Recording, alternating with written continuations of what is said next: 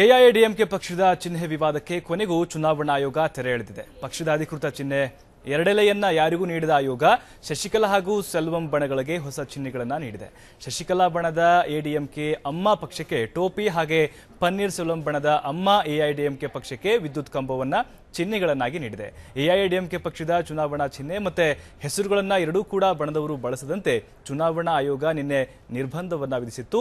ಈ ಹಿನ್ನೆಲೆಯಲ್ಲಿ ಎರಡೂ ಬಣವನ್ನ ಹೊಸ ಹೆಸರು ಮತ್ತೆ ಚಿಹ್ನೆಗಳಿಗಾಗಿ ಬೇಡಿಕೆ ಇಟ್ಟಿದ್ರು. ಈ ಹಿನ್ನೆಲೆಯಲ್ಲಿ ಆಯೋಗ ಇವತ್ತು ಹೊಸ ಹೆಸರು ಹಾಗೆ ಚಿಹ್ನೆಗಳನ್ನ ನೀಡಿದೆ. ಇನ್ನು ಜಯಲಲಿತಾ ನಿಧನದಿಂದ ತೆರವಾಗಿರುವಂತಹ ಆರ್ಕೆ ನಗರ ವಿಧಾನಸಭಾ ಕ್ಷೇತ್ರದ ಉಪಚುನಾವಣೆ ಇಂದಿನಿಂದ ನಾಮಪತ್ರ ಸಲ್ಲಿಕೆ ಆರಂಭವಾಗಲಿದೆ.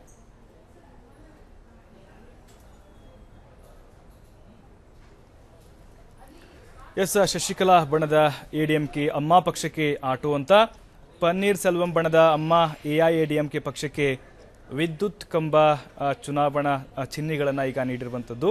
ಎಐಎಡಿಎಂಕೆ ಪಕ್ಷದ ಚುನಾವಣಾ ಚಿಹ್ನೆ ಮತ್ತೆ ಹೆಸರುಗಳನ್ನು ಎರಡೂ ಬಣದವರು ಬಳಸದಂತೆ ಚುನಾವಣಾ ಆಯೋಗ ನಿನ್ನೆ ನಿರ್ಬಂಧವನ್ನ ವಿಧಿಸಿತ್ತು.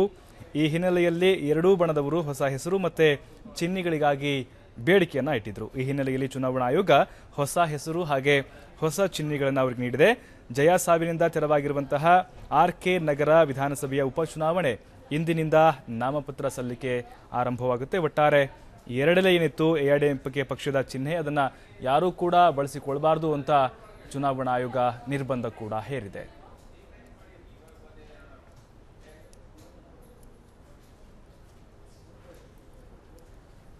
ಶಶಿಕಲಾ ಬಣಕ್ಕೆ ಏನು ಈಗಾಗಲೇ ಆಟೋ ಹಾಗೆ ಪನ್ನೀರ್ ಸೆಲ್ವಂ ಬಣಕ್ಕೆ ವಿದ್ಯುತ್ ಕಂಬ ಚಿಹ್ನೆಗಳನ್ನಾಗಿ ಚುನಾವಣಾ ಆಯೋಗ ನೀಡಿದೆ. ಎಐಎಡಿಎಂಕೆ ಪಕ್ಷದ ಚುನಾವಣೆ ಚಿಹ್ನೆ ಮತ್ತೆ ಹೆಸರುಗಳನ್ನ ಎರಡೂ ಬಣದವರು ಬಳಸಬಾರದು ಅಂತ ಹೇಳಿ ಚುನಾವಣಾ ಆಯೋಗ ನಿನ್ನೆ ನಿರ್ಬಂಧವನ್ನ ಹೇರಿತ್ತು. ಈ ಹಿನ್ನೆಲೆಯಲ್ಲಿ ಎರಡೂ ಬಣದವರು ಹೊಸ ಹೆಸರು ಹಾಗೆ ಚಿಹ್ನೆಗಳಿಗೆ ಬೇಡಿಕೆ ಇಟ್ಟಿದ್ರು. ಈಗ ಒಂದು ಕಡೆ ಟೋಪಿ ಇನ್ನೊಂದು ಕಡೆ ವಿದ್ಯುತ್ ಕಂಬವನ್ನ ಚಿಹ್ನೆಗಳಾಗಿ ಈಗ ಚುನಾವಣಾ ಆಯೋಗ ಅವರಿಗೆ ನೀಡಿದೆ.